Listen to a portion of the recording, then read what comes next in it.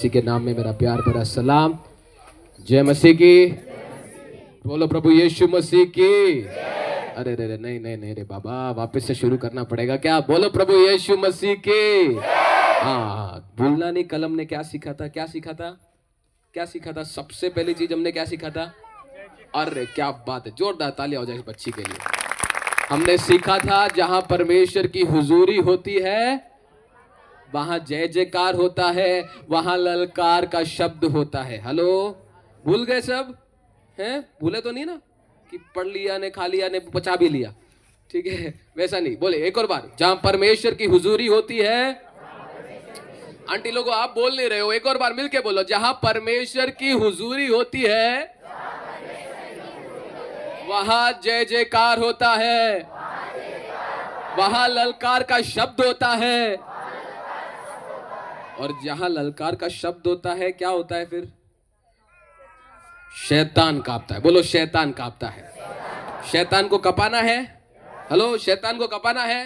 क्या करना है? शुरू कर जाओ अपने जीवन में जय जयकार। परमेश्वर की उपस्थिति को जानकर जय जयकार ललकार लगाना शुरू हो जाओ। चलो प्रभु का धन्यवाद। मैं कल ये कहना भूल गया, लेकिन मैं भावनाओं में बह गया या फिर वचन के उस भाव में बह गया था। लेकिन मैं धन्यवाद देना चाहता हूँ हमारे पाई की कमेटी का, ऑर्गेनाइजिंग कमेटी का, कि आपने मुझे अवसर दिया यहाँ पर आकर आप सबके बीच में परमेश्वर के वचन को बांटने के लिए। आपने मुझे योग्य समझा। मैं परमेश्वर का धन्यवाद करता हूँ और आप सबका भी तहे दिल से आभार व्यक्त करता हूँ, धन्यवाद देता हूँ इस मौके के लिए। और साथ ही साथ जितने भी परमेश्वर के दास यहाँ मौजूद हैं, दासगण बैठे हैं, उन सब के लिए एक बार जोरदार तालियां हो जाए, जोरदार तालियां। जिन्होंने परमेश्वर की सेवकाई की है, पिछले दिनों में परमेश्वर की सेवकाई की होगी, कई सालों पहले सेवकाई करके परमेश्वर में सो गए होंगे या फिर अभी भी सेवकाई कर रहे हैं, एक बार उन सारे लोगों के लिए परमेश्वर की उपस्थिति में जोरदार तालियों की भेंट हम चढ़ाए परमेश्वर को। अरे काफी नहीं है, काफी नहीं है, काफी नहीं है। धन्यवाद की भेंट। हालेलुया।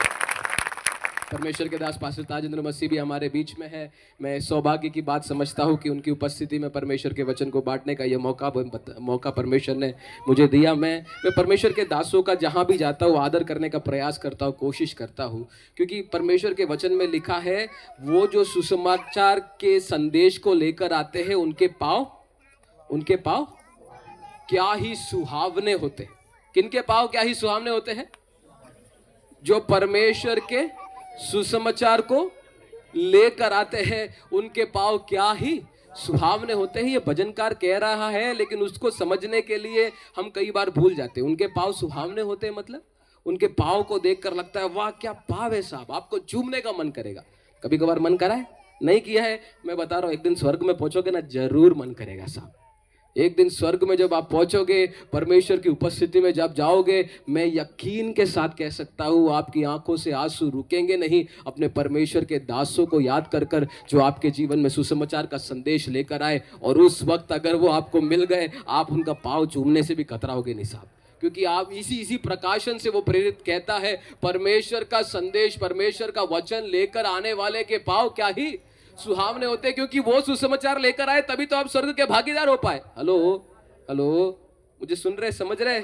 आप क्यों यहाँ पर बैठे हो? आज आप यहाँ पर बैठे हो, लेकिन कल कहाँ भी बैठोगे? स्वर्ग के राज्य में, परमेश्वर की उपस्थिति में, परमेश्वर सिंहासन पे बैठा होगा, आप भी उधर बैठ पाओगे। क्यों? क्योंकि इनकी बदौलत। हेलो, किनकी बदौलत? ये परमेश्वर के दास जिन्होंने आपके लिए आकर आंसू बहाकर अपनी कुर्बानियों को देखकर खून पसीना एक कर कर परमेश्वर के वचन का प्रचार करते रहे, कलीसिया को खड़ा करते रहे। आपको क्या लगता है इनको करोड़ों के रुपए मिलते होंगे उसके बदले में? है? हेलो, गालियां मिलती है साहब कईयों की तरफ से, तो बहुत आदर के पात्र नहीं जाने जाते हैं। लेकिन जिस दिन आपको वो भंडार मिल गया ना जो स्वर्ग में आपके लिए परमेश्वर ने रखा है, आपको उस दिन अक्ल आएगी और आप बोलोगे यार मेरे जीवन में इसको सौभाग्य को पाने के लिए मैं काबिल नहीं था, लेकिन मुझे यहाँ पर लेकर आने के लिए माध्यम बने हुए परमेश्वर के दासों के पाँव कितने ही सुहावने हैं। और यही प्रकाशन हमारी मरियम को मिला, इसलिए उसने यीशु मसीह के पाँव को चूमना नहीं छोड़ा साहब। कौन सी मरियम? याद है यीशु मसीह आया था, यीशु मसीह सुसमाचार का संदेश लेकर आया था, बड़ी की बड़ी भीड़ बैठी थी, वहां पर एक स्त्री आती है अचानक से और यीशु मसीह के पाँव को क्या करना शुरू कर देती है? क्या करना शुरू कर देती है, आंसुओं से भिगो के उसे धोती है, कुछ तो तेल का पूरा भंडार उंडेल देते हैं, कुछ तो इत्र उंडेल देते हैं। वो चूमना नहीं रोक पाती है, क्योंकि उसको मालूम है ये यही पाव है जिनके मेरे घर पे आने की वजह से आज मैं किसी और एक राज्य की भागीदार बन चुकी हूँ। हेलो हेलो, वो प्रकाशन पाने वाले लोगों को ही क्लिक होगा, बाकी जिसको भी प्रकाशन वो मिला नहीं है, जिसकी आंखों से भी छुपा हुआ है, उसके लिए ये सब काला अक्षर बेस बराबर। हेलो हेलो, एक दिन पकड़ में आएगा, फिक्र मत कीजिए। हम आज के संदेश में आगे बढ़ते हैं। कल हम कुछ बातों को सीख रहे थे। क्या सीखा था हमने? सबसे पहले तो हमने सीखा था जहां परमेश्वर की उपस्थिति होती है वहां पर क्या होता है, जय जयकार ललकार की ध्वनि होती है। दूसरी चीज जो मैंने आपको सिखाई थी वो था कि हमें यहाँ पर ध्यान रखना है कि हम एक नासरत ना बना रहे हो। इस गांव का नाम क्या है? इस गांव का नाम क्या? नासरत है। वो बहन बोल रही इस गांव का नाम नासरत है। क्या है इस गांव का नाम? पई है। लेकिन इस गांव को क्या नहीं बनाना है? बोलो क्या नहीं बनाना है? बोलो बगल वाले को देख के बोलो नासरत नहीं बनाना है। बोलो एक दूसरे को देख के बोलो इस गांव को नासरत नहीं बनाना है। नासरत क्यों नहीं बनाना है? क्योंकि नासरत एक ऐसा जगह है, शायद पूरे पृथ्वी में एकमात्र ऐसी जगह होगी जहां पर इतना सामर्थ का भंडार जाने के बाद भी कुछ नहीं कर पाया। हेलो हेलो, मुझे समझ में लगता है आवाज कम आ रही है, इसलिए दोनों स्पीकर उड़ गए शायद, इसलिए। पर मैं थोड़ा आगे आके बताता हूँ, समझाने की कोशिश करता हूँ। समझ में आ रहा है मैं क्या बोल रहा हूँ? नासरत एक ऐसी जगह है जहां पर इस सृष्टि का रचने वाला परमेश्वर, सारी सामर्थ का भंडार, बेनी हिन का भी बाप, रेनहार्ड बोंके का भी बाप, उन सब का बाप क्या बोलते, बाप के बाप का बाप भी वहां जाकर एक चिन्ह चमत्कार नहीं कर पाया, कुछ भी आश्चर्य कर्म नहीं कर पाया, हाथ बांधे हुए खड़ा रहा, कुछ थोड़ा उपदेश देकर चला गया। वैसा एक गांव है। कौन सा गांव? हेलो, वैसा एक गांव है। कौन सा गांव? नासरत। हमारा पई का गांव नासरत का गांव तो नहीं है ना, इसलिए हम बोल रहे हैं पई के गांव को नासरत का गांव नहीं बनाना, जहां पर यीशु मसीह आए बड़े अपेक्षाओं के साथ चिन्ह और चमत्कार करने की ख्वाब देखकर, लेकिन आके देख के बोले यार यहाँ तो मैं कुछ नहीं कर पाएगा। हेलो हेलो, यहाँ तो शैतान का कार्य बहुत ज्यादा हो रहा है, मेरा कार्य हो नहीं सकता। ऐसा नहीं होने पाए ना? क्यों? नासरत ने ऐसा क्या किया था? हमने कल देखा, नासरत ने एक ऐसा वातावरण तैयार करके रखा था जिसमें यीशु मसीह कार्य कर ही नहीं पाए। मैं इसको कैसे समझाऊं? हम पता है अपने आत्मा में एक वातावरण तैयार कर सकते हैं। बोलिए, वातावरण तैयार करते हैं। अब मान लेते हैं आपको एक पौधा उगाना है, ठीक है? हेलो, आपको क्या करना है? एक पौधा उगाना है। आपको बीज आपने डाल दिया, तो आपको उसके लिए क्या करना पड़ता है? उसको अगर फलना है, उसमें से कलियां निकलनी है, उसमें से फल आने हैं, तो क्या करना पड़ेगा बेटा? उसके लिए यूं ही डाल दो, वो क्या आ जाएगा? आम का पेड़, मैंने आम की गुठली खाई, चूस के आम निकाल दिया, आम खा के गुठली चूस के निकाल दिया, यहाँ फेंक दिया, आ जाएगा कल आम का पेड़? हेलो, मुझे क्या करना पड़ेगा? आप सब खेती बाड़ी करने वाले लोग हैं, मैं किसको समझा रहा हूँ? मेरे को तो नहीं मालूम है, उल्टा आपको ज्यादा मालूम है। आपको अगर मान लेते हैं ये कौन सा फसल लगा हुआ है, सनफ्लावर है, कौन सा? सरसों का खेत का यूं ही डाल दोगे हो जाएगा? उसके लिए क्या चाहिए होता है? उसके लिए क्या चाहिए होता है? एक वातावरण तैयार करना। मुझे नहीं मालूम क्या वातावरण है, पर आपको मालूम है ना? हेलो, आप कोई भी फसल देख लो, उन सब फसल को उगाने के लिए एक वातावरण तो चाहिए होगा। वैसे यीशु मसीह बोलता है, मुझे अगर आश्चर्य कर्म करने हैं, मुझे अगर सामर्थ के कार्य करने हैं, तो मुझे उसके लिए क्या चाहिए? उसके लिए क्या चाहिए? एक ऐसा, बोलो, वातावरण चाहिए। आप उधर अविश्वास का एक वातावरण फैला के रख रहे हो। यीशु मसीह चाह कर भी बोलिए, चाह कर भी नहीं कर पाएगा। लेकिन अगर आप ऐसे एक वातावरण को लगा के रखे हो जहां पर विश्वास भरा पड़ा है, क्या पड़ा हुआ है? विश्वास। इतना अनोखा विश्वास का वातावरण अपने अपने चारों ओर फैला के रखा है। You have created an environment, an atmosphere of faith. विश्वास का एक वातावरण आपने तैयार करके रखा है। यीशु मसीह को बोलने की भी जरूरत नहीं, बस कदम रखना है और ढुन ढुन ढुन ढुन ढुन चमत्कार शुरू हो जाएंगे। हेलो हेलो हेलो, समझ रहे हो? कुर्नेलियुस का घर एक ऐसा वातावरण तैयार करके रखा हुआ था, मालूम है? हेलो, आपको मालूम है कुर्नेलियुस के घर के, सॉरी कुर्नेलियुस है, हाँ कुर्नेलियुस है, कुर्नेलियुस के घर। कुर्नेलियुस की कहानी सुनी आपने? कुर्नेलियुस एक अन्य जाति था। बोलो कौन था? अन्य जाति था। बोलो कौन था वो? अन्य जाति था। उसने अपने घर पे एक बार यीशु मसीह को बुलाया, या फिर पतरस को बुलाया। किसको बुलाया? बोलो किसको बुलाया? पतरस। अन्य जाति है भाई, कौन है वो? उसने कलीसिया में कभी कलीसिया में कभी वो गया है नहीं। परमेश्वर के वचन को उसने कलीसिया में बैठ के कभी सुना नहीं है। बस यूं ही उड़ती उड़ती खबरों में सुनी है कि पतरस ऐसा करता है, यीशु मसीह ऐसा करता है, यीशु मसीह के दास ऐसे करते हैं। उसको एक दिन परमेश्वर ने दर्शन दिया और बोला, तू तेरे घर पे किसको लेकर आ? किसको लेकर आ? पतरस को लेकर आ। उसने फिर पतरस को बोला, तू मेरे घर पे आ। और इसने पतरस के आने से पहले अपने घर के सारे लोगों को खड़ा करके रखा है, तैयार करके रखा है कि अभी पतरस परमेश्वर के दास आएंगे और ये करना चाहेंगे वगैरह वगैरह। ठीक है, सब ध्यान से सुनना। उसने पता नहीं क्या वातावरण तैयार किया होगा, मालूम नहीं। वहां पर आया, पतरस आया, उसने मुंह खोल के प्रचार करना शुरू कर दिया। प्रचार करते करते वहां पर वचन में लिखा है, वचन के सुनते ही लोग किससे भर गए? पवित्र आत्मा से भर गए। पतरस को जाके हाथ रखने की भी, मैं बता रहा हूं, पतरस को कई जगह तो जाकर क्या रखना पड़ा था? हाथ रखना पड़ा था। तब जाके लोग क्या होते थे? तब क्या होते थे? लोग पवित्र आत्मा से परिपूर्ण होते थे। लेकिन कुरनेलियुस का घर में कुरनेलियुस ने एक ऐसा वातावरण तैयार करके रखा था, पतरस को हाथ रखने का मन भी नहीं था। एक्चुअली पतरस के मन में, पतरस इन लोगों का अछूत समझता था। क्या समझता था? अछूत मतलब समझ आ रहा है? अछूत मतलब निचली जाति के लोग समझता था। इनसे लेना देना रखना भी नहीं जानता था। वो तो परमेश्वर ने जबरदस्ती भेजा, इसीलिए पतरस आ गया। वैसे पतरस को आने का कोई खास मन उसमें था नहीं, लेकिन उधर वातावरण ही सब ऐसा था। पतरस आया और एक बोलते ना, जैसे जैसे जैसे जैसे जैसे क्या बोलते, एक बारूद का गोला वहां पर खड़ा हो, बस एक चिंगारी का इंतजार कर रहा था। हेलो हेलो, आपने देखा अभी अभी जयपुर में एक बहुत बड़ा अग्निकांड हुआ, आपने सबने सुना होगा। ठीक है, वहां पर क्या हुआ, एक टैंकर से लोरी टकराई और उस टैंकर में जो गैस भरा था वो पूरा वातावरण में क्या कर गया? फैल गया। किसी ने गाड़ी चालू करी और गाड़ी के चालू करने से एक छोटा सा, वो क्या बोलते, स्पार्क को क्या बोलते, चिंगारी निकली। उससे पूरा 1-2 किलोमीटर पूरा क्या कर गया? जल गया। हेलो, मालूम है आपको? ये हुआ, अखबार वगैरह पढ़ते हैं, न्यूज वगैरह देखते हैं, ऐसा हुआ था। मैं बोल रहा हूं, आप अपने विश्वास से एक ऐसा वातावरण अपने घर में, अपने परिवार में खड़ा कर सकते हैं जिससे यीशु मसीह को शायद बोलना भी नहीं पड़े, यीशु मसीह को बस आके खड़ा होना पड़े और शायद, समझ में आ रहा है? समझ में आ रहा है? मैं ऐसे कई जगहों पर जा चुका हूं जहां पर विश्वास का एक ऐसा वातावरण था साहब, भले ही मैं तैयारी करके नहीं गया हूं पर वो निकाल के ले जाते थे साहब। हेलो हेलो, हम पिछले साल क्या बोलते हैं, यहाँ पर हमारे जॉनी भैया के कलिसिया में आए थे एक बार, क्या बोलते, उपवास प्रार्थना की सभाओं के लिए। उपवास प्रार्थना की सभा में आए हम, सारा पूरा टीम मिलके भी नहीं आया था, हम कुछ 2-4 लोग ही आए थे।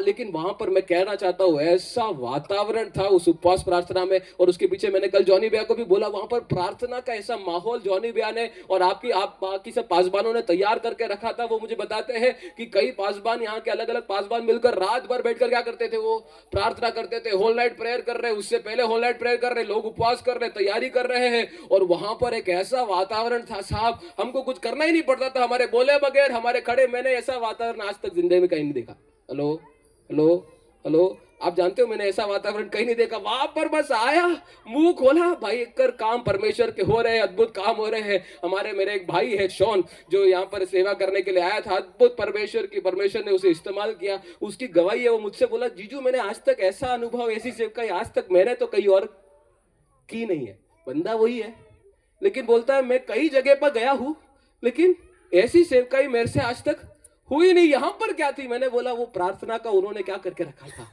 हेलो, क्या करके रखा था? मैं बोल रहा हूं, परमेश्वर के दासों के अभिषेक पे भी एक स्तर तक मामला डिपेंडेंट है, लेकिन उससे ज्यादा पता है मामला किसके हाथों में है? पता है किसके हाथों में है? हमारे हाथ। बोलो हमारे हाथों में, बोलो हमारे हाथों में। परमेश्वर के कार्य परमेश्वर के दासों पर ही निर्भर नहीं होते, उसमें एक सहभागिता, एक पार्टनरशिप किसका भी होता है? हेलो हेलो हेलो, किसका भी होता है? परमेश्वर का दास शायद बड़े बड़े कामों को करने की अपेक्षा रखते हुए आया भी नहीं होगा, उसको शायद इच्छा भी नहीं होगी, लेकिन अगर वहां पर बैठने वाले लोगों के अंदर ऐसी भूख है, ऐसी प्यास है, ऐसी तड़प है, जैसे कुरनेलियुस के घराने में परमेश्वर का दास चाहे नहीं भी ना तो भी ये लोग लेके चले जाएंगे। हेलो, हमने कल वो 12 वर्ष की लहू बहने वाली स्त्री की कहानी सुनी थी, सबको याद है? यीशु मसीह को मालूम ही नहीं ऐसे कोई 12 वर्ष की लहू बहने वाली स्त्री वहां पर बैठी है। यीशु मसीह को तो जानकारी भी नहीं है, लेकिन उसका वातावरण उसने जो तैयार करके रखा था प्रार्थना का, इतना भयंकर, इसके आशा का, विश्वास का वातावरण इतना भयंकर था, उसने जाकर उसके वस्त्र के क्या कर लिया? चोर को छू लिया और सामर्थ निकाल के ले गई साहब। हेलो, पतरस आया, पतरस को इच्छा भी नहीं है कुरनेलियुस को पवित्र आत्मा देने की, मैं सच बता रहा हूं। दिल की बात बता रहा हूँ, रहस्य राज की बात बता रहा हूँ। अगर आप वचन मनन करेंगे, कभी किसी दिन शिक्षा देंगे तो बताएंगे वो यहूदी था, कट्टर यहूदी था। कौन? पतरस। उनको अन्य जातियों के पास जाके बैठना भी पसंद नहीं है। किनको? यहूदियों की बात बता रहा हूँ। यहूदियों को अन्य जातियों के पास बैठना पसंद नहीं है, उनके साथ खाना खाना पसंद नहीं है। वहां पर मजे की बात बताओ, राज की बात बताओ। अगर आप शालिनी से कभी जाके पूछना, इतिहासकारों से पूछो, ये लोग उनको कुत्ता कहते थे। मालूम है क्या? छुपके से अपने बीच में क्या कहते थे अन्य जातियों को? जय श्री जी। ऐसे कहने वाले लोग थे। कौन? पतरस। पतरस इतने सालों से सेवकाई किया, आज तक एक अन्य जाति को सुसमाचार नहीं सुनाया उसने। मालूम है? हेलो, उसने बड़े बड़े चमत्कार किए हैं, कई लंगड़ों को चलाया है, कईयों को रोशनी दिया है, कईयों की बीमारी दूर करी है, पर सब के सब यहूदी। ये कुछ लोग होते हैं ना कि हम क्या बोलते हैं, मैं कई केरला वालों को जानता हूँ, केरला से आते हैं फिर यहाँ पर आके भी सिर्फ केरला वालों से बात करते हैं।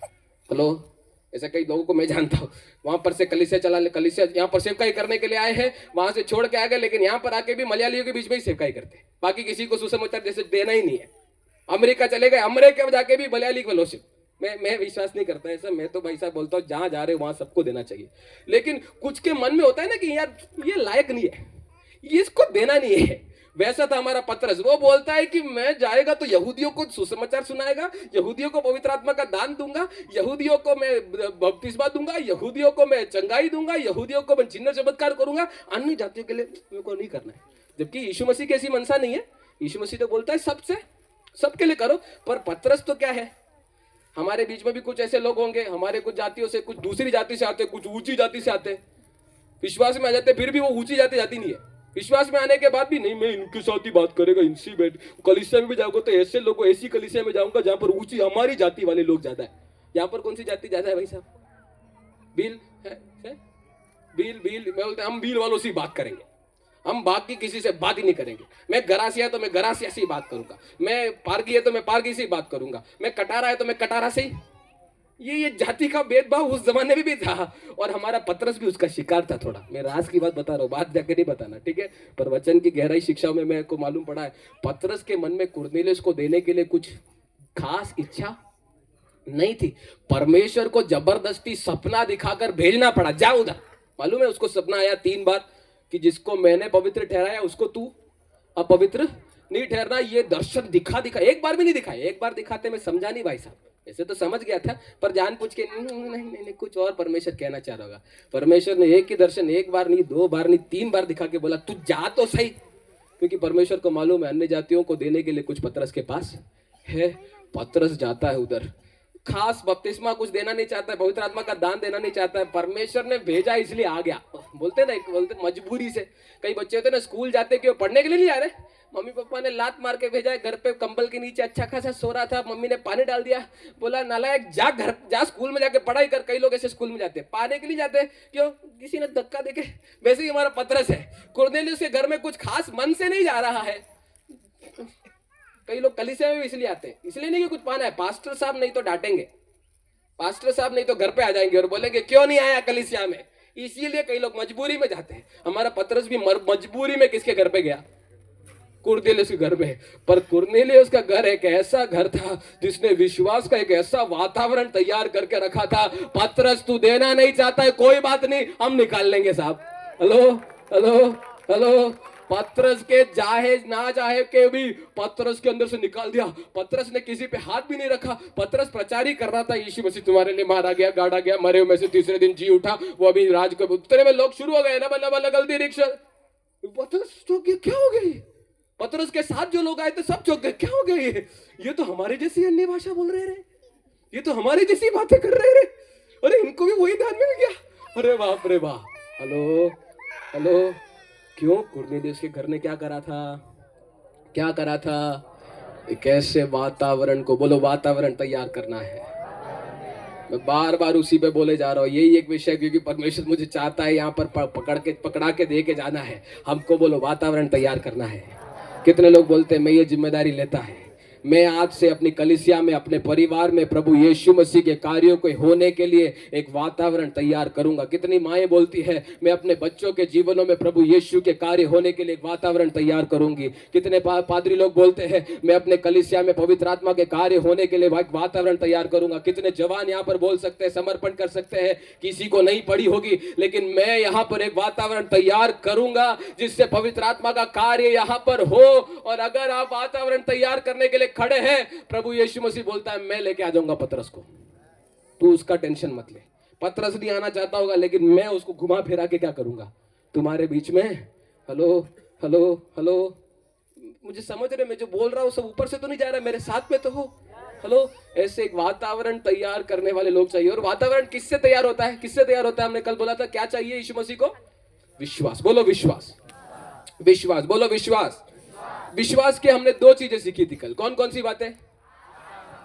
आशा और विश्वास के विषय में 11वें अध्याय इब्रानियों 11 के 1 में हमने पढ़ा था। सबसे पहले क्या कि विश्वास में क्या होना चाहिए, विश्वास का फॉर्मूला हमने सीखा था। क्या था हमारा विश्वास का फॉर्मूला? क्या है विश्वास का फॉर्मूला? इब्रानियों 11 का 1 में लिखा है अब विश्वास आशा की हुई वस्तुओं का निश्चय। जोर से बोलिए, आशा की हुई, बोलिए आशा की हुई वस्तुओं का निश्चय।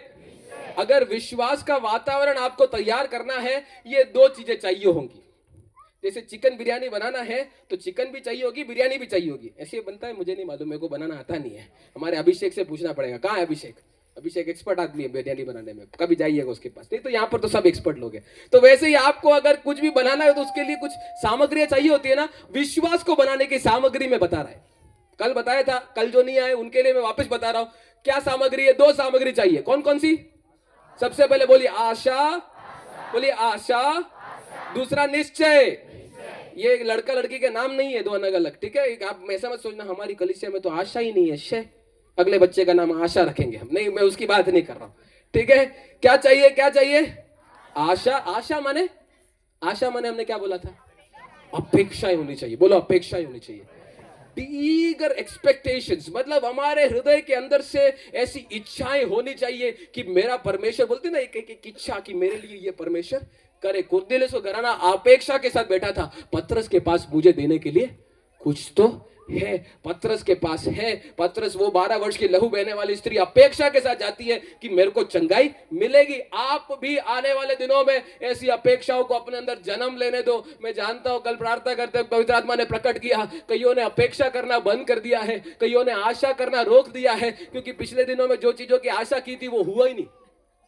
कई चीजों के सपने देखे थे, कई चीजों की कल्पनाएं की थी, हुई नहीं अपने लाइफ में। तो हम इतने निराश हो गए, इतने निरुत्साहित हो गए, या फिर शैतान ने ऐसा झूठ हमारे मन में बिठा दिया तेरे सपने पूरे होने वाले नहीं। तो हमने उस आशा को करना छोड़ दिया। मैं आपसे आग्रह करना चाहता हूं, नासरत नहीं सॉरी पई के निवासी हो, मैं चाहता हूं आप यहां पर फिर से क्या करना शुरू करो? सपने देखना, आशा करना शुरू करो परमेश्वर से। जैसे विलियम कैरी की कहानी हमने बताई। विलियम कैरी कहते हैं परमेश्वर से बड़ी चीजों की अपेक्षा करो। उन्होंने कहा था परमेश्वर से क्या करो? बोलो बड़ी चीजों की अपेक्षा करो। अरे अरे आप करे देखो, बड़ी चीज बोल भी नहीं पा रहे तो अपेक्षा क्या करेंगे? बोलिए बड़ी चीजों की अपेक्षा करो। बगल वाले को देख के बोलो बड़ी चीजों की अपेक्षा करो। आंटी लोग आप नहीं बोल रहे, बगल वाले को देख के बोलिए अम्मा जी बड़ी चीजों की अपेक्षा करो। करना है, ठीक है? तो पहली चीज हमने बोला क्या चाहिए? क्या चाहिए? आशा। अब दूसरा सामग्री क्या है हमारा? बिरयानी नहीं, विश्वास बनाने का निश्चय। बोलिए निश्चय। निश्चय माने एक बार आपने अपेक्षा कर दिया, एक बार आपने इच्छा उत्पन्न कर दिया, अब आपके अंदर कॉन्फिडेंस होना चाहिए। बोलो कॉन्फिडेंस। कॉन्फिडेंस मतलब क्या बोलते हैं? हिया होना चाहिए कि मिलेगा साथ, ठीक है? हेलो, आशा कर ली, सपने देख ली और अंत में जाके ये नहीं बोलना ये तो क्या होने वाला है, ये तो क्या होगा। कई लोग होते चंगाई की आशा तो करते पर कॉन्फिडेंस नहीं रखते साथ। मेरे को चंगाई चाहिए, बिल्कुल चाहिए, बिल्कुल चाहिए, पर क्या मिलेगा यार। कुछ लोग होते प्रार्थना करने जाते हैं, पादरी साहब मैं विश्वास करता मेरे को चंगाई मिलेगी, आप प्रार्थना करिए। पादरी साहब प्रार्थना करते, चंगा नहीं होता। मुझे तो पहले ही मालूम था नहीं होगा। ऐसे लोगों को देखा है कहीं? हेलो, बोलते मेरे को तो पहले ही मालूम था, मेरे को तो पहले। तेरा उस बाप मालूम पड़ रहा है, तेरा को कॉन्फिडेंस था ही नहीं। तेरे को पहले ही मालूम था मतलब तेरे को पहले से ही क्या था? कई लोगों को देखा है चर्च में जाके, मैं आ तो जाते हैं चर्च में, कलीसिया में आ तो जाते हैं, लेकिन कलीसिया में जाके कुछ होता नहीं तो फिर बोलते मेरे को तो पहले ही मालूम था। मैंने बागड़ी में क्या बोलते, पहलोच खबर था, पहले ही खबर थी मेरे को कुछ होने वाला। हाँ, तेरा निश्चय मालूम पड़ गया, पहले बिना निश्चय के अंदर घुसा तू। परमेश्वर यीशु मसीह बोलता है आशा रखा है तो क्या भी करो, क्या भी करो, क्या भी करो। बोलो बोलो, साथ में बोलो, क्या करना है? निश्चय मतलब पूरा यकीन, कॉन्फिडेंस होना चाहिए कि मेरा यीशु मुझे देगा ही देगा। बोलो, देगा ही देगा, देगा ही देगा, मिलेगा ही मिलेगा। ये मैं नहीं बोल रहा, यीशु मसीह बोल रहा। निकालो मरकुस का सुसमाचार, उसका 11वां अध्याय। मरकुस का सुसमाचार, हम आगे बढ़ेंगे जल्दी से। मरकुस का सुसमाचार, उसका 11वां अध्याय, जल्दी से निकालो, उसकी 24वीं आयत को पढ़ो। मरकुस का सुसमाचार 11वां अध्याय, उसकी 24वीं आयत। अच्छा चलो, उसके वो वाले भाग की शुरुआत से पढ़ लो। मरकुस का सुसमाचार 11वां अध्याय, उस भाग की शुरुआत वाले पद से पढ़ लो। एक जना माइक भी ले लो हाथ में और जोर से सबके कान तक पहुंचे, ऐसा पढ़ो। मरकुस 11 सबने निकाल दिया? बाइबल लाए? बाइबल घर पे तो नहीं रख रहे? कई लोग मेरे ट्रेनिंग सेंटर में बोलता हूँ, मेरे बच्चे बाइबल लेके नहीं आए तो घर पे अंडा देने के लिए रख के आए। या तो अंडा लेके आना पड़ेगा, नहीं तो बाइबल लेके आना पड़ेगा। जितने लोग बाइबल नहीं लेके आए, कल जाके यहाँ पर जो अंडा बाइबल ने दिया है वो लेके आना, ठीक है? ओके, मरकुस का सुसमाचार, उसका 11वां अध्याय, जल्दी जल्दी। फिर भोर को 20 पे से पढ़ो। हाँ, 20 से पढ़ो। फिर भोर को जब वे उधर से जाते थे, थोड़ा माइक दूर रख बेटा। तो उन्होंने उस अंजीर के पेड़ को जड़ तक सूखा हुआ देखा। हाँ। पतरस को वह बात स्मरण आई और उसने उससे कहा, हे रब्बी, देख, यह अंजीर का पेड़ जिसे तूने श्राप दिया था सूख गया है। यीशु ने उसको उत्तर दिया, परमेश्वर पर विश्वास रखो। मैं तुमसे सच कहता हूँ कि जो कोई इस पहाड़ से कहे तो उखड़ जा और समुद्र में जा पड़, और अपने मन में संदेह न करे, वरन प्रतीति करे कि वह जो कहता हूँ वह हो जाएगा, तो उसके लिए वही होगा। इसीलिए मैं तुमसे कहता हूँ कि जो कुछ तुम प्रार्थना करके मांगो तो प्रतीति कर लो कि तुम्हें मिल गया और तुम्हारे लिए हो जाएगा। जो कुछ तुम प्रार्थना करके मांगो, उसको एक बार पढ़ो। जो कुछ, इसीलिए से कहता, जो कुछ तुम प्रार्थना करके मांगो, हाँ, तो प्रतीति कर लो। प्रतीति कर लो। बोलो, प्रतीति करो। प्रतीति कर अरे लो। सब बोलो, प्रतीति करो। प्रतीति करो। क्या प्रतीति करना है? कि तुम्हें मिल गया। कि तुम्हें मिल गया। क्या मिल गया है? जो पता नहीं, कुछ तो मिला है। क्या मिल गया है? जो कुछ मांगा, जो मांगा था वो मिल गया। मैं समझाता है। इधर कहानी क्या है, यीशु मसीह ने कुछ दिनों पहले एक अंजीर के पेड़ के पास गया था। क्या गया था? अंजीर का पेड़ यहाँ पर है, कहीं पादरी साहब उगता है अंजीर का पेड़? चलो, आपके लिए मैं उसको अंजीर के पेड़ को बदल देता हूँ, प्रभु यीशु मसीह माफ करना। वो मान लेते हैं यहाँ पर कौन सा पेड़ पाया जाता है? आम का पेड़। तो ठीक है, यीशु मसीह कहाँ गया? आम के पेड़ के पास। कहाँ गया? अभी अंजीर समझ में नहीं आ रहा, इसलिए मैं बोल रहा हूँ, नहीं तो मेरे को मत बोलना बाइबल बदल रहा हूँ मैं, ठीक है? मैं समझाने के लिए बोल रहा हूँ। यीशु मसीह मान लेते एक फल देने वाले पेड़ के पास गया, पर यीशु मसीह को क्या नहीं मिला था? उसमें फल नहीं मिला। यीशु मसीह ने उसको देख के जो श्राप दिया, यीशु मसीह ने बोला आज के बाद तुझ में कभी फल नहीं लगेंगे। क्या बोला? यीशु मसीह किसके पास गया था? ध्यान से सुनो, इसमें एक अलग प्रकाशन है, उसमें जा नहीं रहा क्योंकि समय नहीं है। यीशु मसीह गया पेड़ के पास, और पेड़ के पास ये अपेक्षा से गया कि इस पेड़ से मुझे क्या मिलेगा? फल मिलेगा। पर वो पेड़ के पास फल नहीं था, पर दूर से हरा भरा दिख रहा था। यीशु मसीह को गुस्सा आया कि तू बेवकूफ बनाता है मेरे को। दूर से तो हरा भरा दिख रहा था, पास में आया तो पास में आया तो कोई फल नहीं। दूर से तो आशा दे रहा था, दूर से तो उम्मीदें दे रहा था, पास में आया तो कुछ रखा ही नहीं तेरे पास। जा, तेरे से आज के बाद कभी तेरे में क्या नहीं आएगा? फल नहीं आएगा। अलग प्रकाशन है, उसमें अभी घुस नहीं रहे, ठीक है? तो यीशु मसीह बोल के ये आगे बढ़ गया, ठीक है? अब कुछ दिन या फिर अगले दिन चेले उसी रास्ते से जा रहे थे वापस, जिस रास्ते में यीशु मसीह ने इस पेड़ को देख के क्या किया था? श्राप दिया था। उसी रास्ते से चेले और यीशु मसीह साथ में जा रहे। यीशु मसीह तो आगे निकल गया बिंदास। चेले देखे कि कल तक जो हरा भरा पेड़ खड़ा था, आज जड़ तक क्या कर गया है? सूख के काटा हो गया। साहब क्या हो गया? सूख गया। उनको हक्का बक्का रह गई। उनको लगा यीशु मसीह ने गुस्से में बोला था, यूं ही हुआ, चलो मजाक में बोल दिया होगा। पर यीशु मसीह ने चेलों ने देखा जैसे यीशु मसीह ने जिसको श्राप दिया था उसका ये हालत हो रखा है। उसने जाके यीशु मसीह को बोला, यीशु मसीह, आपको मालूम है जिस पेड़ को आपने श्राप दिया था ना वो सूख गया है? यीशु मसीह, हाँ मालूम है मेरे को, कोई बड़ी बात नहीं है, मेरे को तो मालूम था। यीशु मसीह बोलता है यही नहीं, अब तुम भी ऐसा कर सकते हो। यीशु मसीह ने क्या बोला? कल को जाके आम के पेड़ को श्राप देने मत जाना, ठीक है? मैं उसके लिए नहीं सिखा रहा ये वाला सिद्धांत, ठीक है? पर यीशु मसीह एक तरह से अपने चेलों को बोल रहा है, मैं क्या, तुम भी ऐसा कर सकते हो। क्या बोलता है वो? बोलो, तुम भी ऐसा कर सकते हो। तुम भी ऐसा कर वो कहता है यदि तुम, वो वाली भाग फिर से पढ़ो, यदि तुम, इसीलिए मैं तुमसे कहता उससे हूँ, पहले वाली आयत से, हाँ, मैं तुमसे सच कहता हूँ, सच कहता हूँ, जो कोई इस पहाड़ से कहे, तुम, यीशु मसीह ने बोला मेरे तो पेड़ काटा है, फिर पेड़ को जो मुरझाया है, यीशु मसीह कहता है तुम अगर पहाड़ से कहो, किससे कहो? पहाड़ से, बोलो, पहाड़ से कहो। पहाड़ से कहो, पहाड़ से क्या कहना है? तू उखड़ जा उखड़ जा और समुद्र में जा पड़। और समुद्र में जाकर, कितने लोग बोलेंगे क्या मजाक कर रहे हैं? आपके दिमाग में तुरंत यही आया होगा, क्या मजाक कर रहे हैं? हाँ, यही है प्रॉब्लम यही है। यीशु मसीह बोलता है तूने बोल दिया, वो काफी नहीं है, अब बोलने के बाद क्या नहीं करना? यदि तू इस पहाड़ से कहे कि उखड़ जा और समुद्र में जाकर, पर उधर काफी नहीं, यीशु मसीह बोलता है और अपने मन में संदेह न करे। और मन में क्या नहीं करे? संदेह। क्या नहीं करे? बोलिए, संदेह। संदेह। बोलिए, संदेह नहीं करना है। संदेह नहीं करना। बगल वाले को देख के बोलिए, संदेह नहीं करना है। बागड़ी में क्या बोलते हैं साहब? शक नहीं करो। शक नहीं करवो। बोलो, बगल एक दूसरे को देख के बोलो, शक नहीं करवो। शक नहीं करो। शक नहीं करवो। शक नहीं करो। जहां शक होता है वहां निश्चय नहीं होता है, और जहां निश्चय होता है वहां शक नहीं होता। हेलो हेलो हेलो, मेरे को सुन रहे, समझ रहे? यीशु मसीह ने बोला तुम कहो तो सही, लेकिन कहने के बाद क्या नहीं करना? क्या नहीं करना? शक नहीं करना। और वचन में लिखा है वो तुम्हारे लिए हो जाएगा। और उसके बाद यीशु मसीह कहते हैं यदि तुम प्रार्थना में मुझसे कुछ भी मांगो, मांगने के बाद ऐसा मान लो कि तुम्हें क्या हो गया है? मिल गया। हेलो, मांगने के बाद ऐसा मान लो कि क्या हो गया है? मिल गया। तुम्हें मिल गया है और ऐसा तुम्हारे लिए हो जाएगा। कम में से कई लोगों के साथ प्रॉब्लम क्या है मालूम है? आशा तो कर लेते, इतना चिल्ला के प्रचार कर रहे हैं, प्रचार करते करते दिमाग में इतना तो घुस जाता है आशा करना है, पर आशा करने के बाद अगला कदम नहीं कर पाते। कौन सा?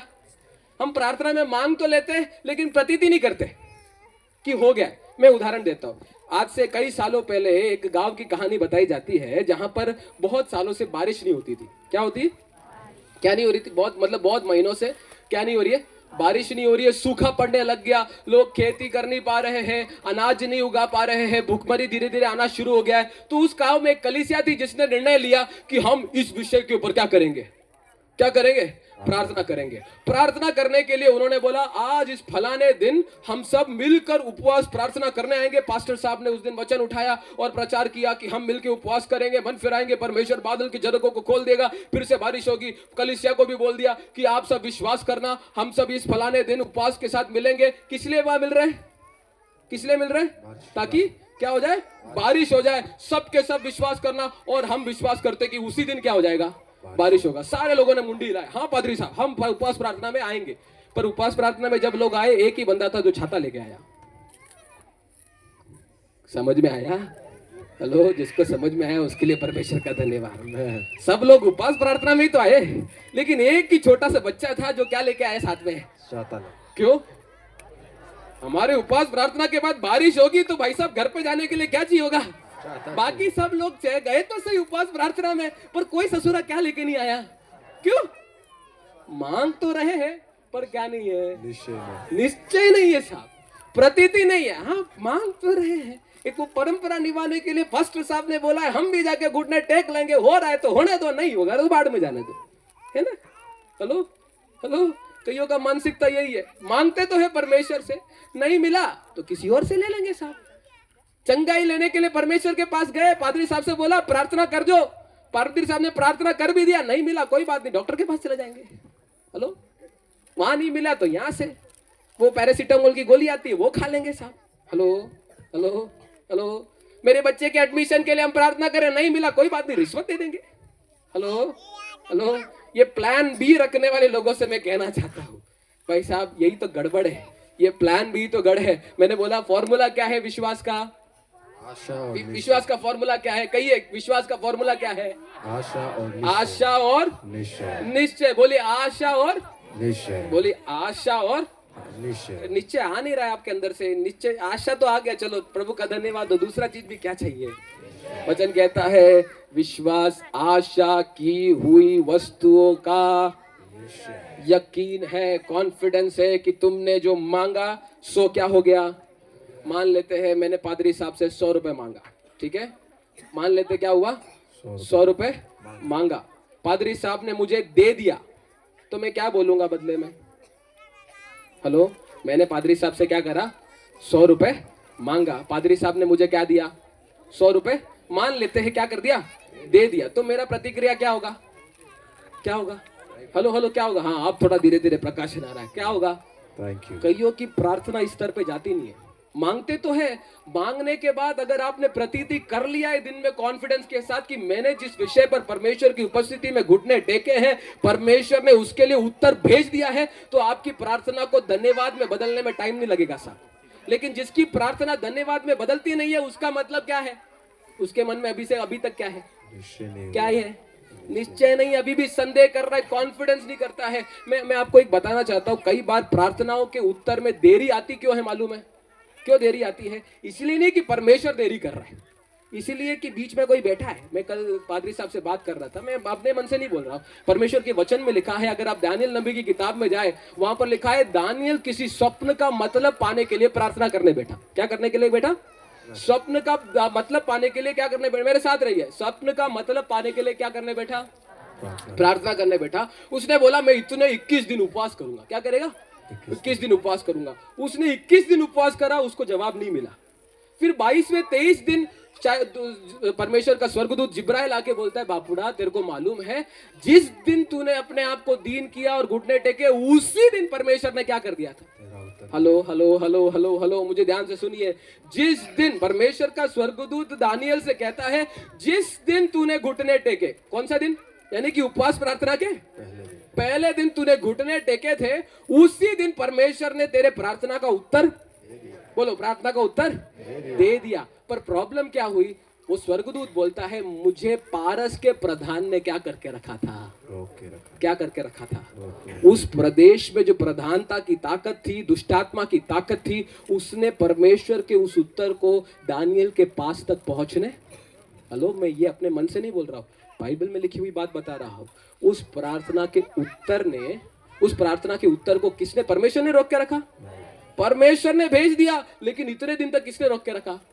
फिर परमेश्वर को एक दूसरा स्वर्गदूत भेजना पड़ा जिसका नाम है मिखाएल। उसने आके लड़ाई किया उस प्रधान से, और फिर जाके जिब्राइल जाके वो संदेश उसके बाद लेके आया। मैं आपको कहना चाहता हूँ, कई बार हमारी प्रार्थनाओं में देरी इसलिए नहीं आ रही है कि परमेश्वर नहीं कह रहा, उत्तर नहीं दिया है। कई बार इसलिए देरी हो रही है क्योंकि बीच में कोई खेल रहा है। हेलो हेलो हेलो, मुझे समझ रहे हैं? लेकिन इस युद्ध को जीतने का एक ही तरीका है। अगर आप अपनी प्रार्थनाओं को किस में बदल सकते हो? किस में बदल सकते हो? धन्यवाद में। बोलो, धन्यवाद में। एक बार आप परमेश्वर की उपस्थिति में प्रार्थना करने बैठे, परमेश्वर का वचन कहता है, तू मेरे सन्मुख में दीन होकर मुझे यीशु के नाम से कुछ भी मांगेगा, मैं उसे तेरे लिए दे दूंगा। तू ये तेरे को क्या करना पड़ेगा?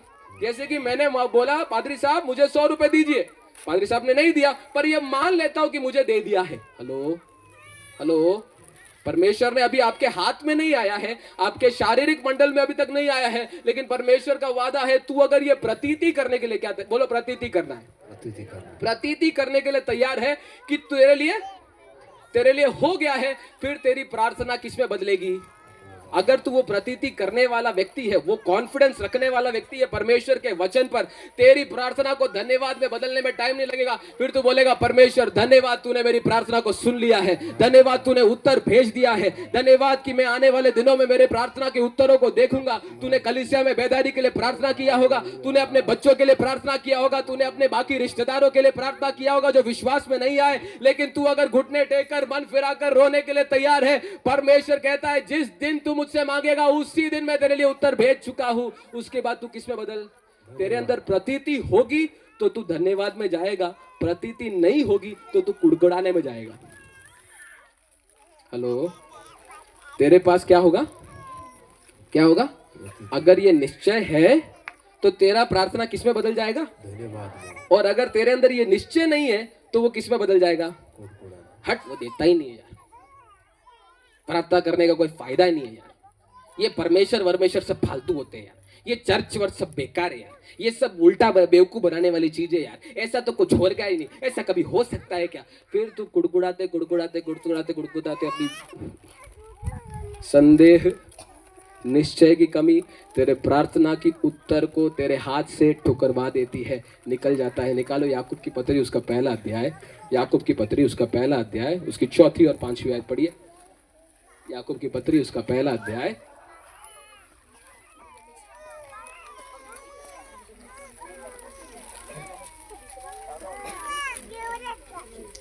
पढ़िए पढ़िए, क्या लिखा है? धीरज को अपना पूरा काम करने दो। धीरज को अपना पूरा, 5वीं आयत से पढ़े बेटा। पर यदि तुम में से किसी को बुद्धि की घटी हो, यदि तुम में से किसी को भी बुद्धि की घटी हो तो परमेश्वर से मांगो। परमेश्वर से क्या करना है? मांगे। बेटा थोड़ा माइक दूर रख। हाँ चलो। हाँ। जो बिना उल्हाना दिए सबको उदारता से देता है। हाँ ठीक है, यहाँ तक तो सही है। आगे आगे। और उसको दी जाएगी। और उसको दी जाएगी।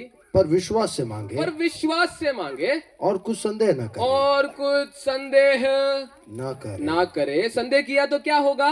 क्योंकि संदेह करने वाला समुद्र की लहर के समान है। संदेह करने वाला किसके समान है? समुद्र की लहर। समुद्र की लहर के समान है, जो हवा से बहती और उछलती है। हाँ। ऐसा मनुष्य यह न समझे कि मुझे प्रभु से कुछ मिलेगा। ऐसा मनुष्य ऐसा ना समझे कि मुझे परमेश्वर से कुछ भी मिलेगा। तेरे को कुछ नहीं मिलेगा अगर ये एक छोटी सी चीज को अपने अंदर जगह दे दी। कौन सी चीज? कौन सी चीज? बोलिए कौन सी चीज? संदेह। पर प्रभु का दास याकूब बोलता है तुम प्रार्थना करो, बुद्धि की कमी है। मेरे बच्चों, मैं आपसे बोलना चाहता हूँ, एजुकेशन में याद नहीं रहता। कई लोगों का शिकायत होता है, पढ़ाई करते हैं याद नहीं रह पाता, एग्जाम में बैठते हैं उसी वक्त में माथा गुल हो जाता है या फिर माथा ठनक जाता है, दर्द करता है। मैं बोल रहा परमेश्वर का वचन कहता है किसी को समझ नहीं आ रहा, बुद्धि की कमी है तो मुझसे मांगे, मैं बिना उल्हाना मतलब बिना कंजूसी करे क्या करूंगा? बिना कंजूसी करे उदारता से छप्पड़ फाड़ के जी फाड़ के तुम्हें देने के लिए तैयार हूं। पर एक ही चीज पे याकूब बोलता है, मन में क्या नहीं करना, मन में क्या नहीं करना, मन में क्या नहीं करना? संदेह नहीं करना। अगर संदेह किया तो तुम किसके समान बन जाओगे? किसके समान बन जाओगे? समुद्र की लहर। लहर की खासियत क्या होती है मालूम है? लहर की खासियत, हवा इधर से आएगी तो भाई साहब भी इधर जाएंगे, फिर हवा उधर से आएगी भाई साहब भी, फिर हवा इधर से आएगी तो भाई साहब भी, फिर हवा उधर से आएगी तो भाई साहब भी। ये लहरों को परमेश्वर से कुछ नहीं मिलने वाला। हेलो बोलो, लहरों को कुछ नहीं मिलने वाला। बोलो जोर से बोलो, लहरों को कुछ नहीं मिलने वाला। यहाँ से परमेश्वर के दास ने बोला तुम प्रार्थना करो मिलेगा। वहां से चलो ठीक है, घर पे जाए प्रार्थना किए, वहां पर से बगल वाली पड़ोसन बोलती है तेरे को कुछ नहीं मिलेगा। हाँ कुछ नहीं मिलेगा। बगल वाला गांव वाला बोलता है तेरे को चर्च बजा के क्या मिलेगा? हाँ क्या मिलेगा? तेरे को चर्च बजा के क्या मिला? हाँ क्या मिला?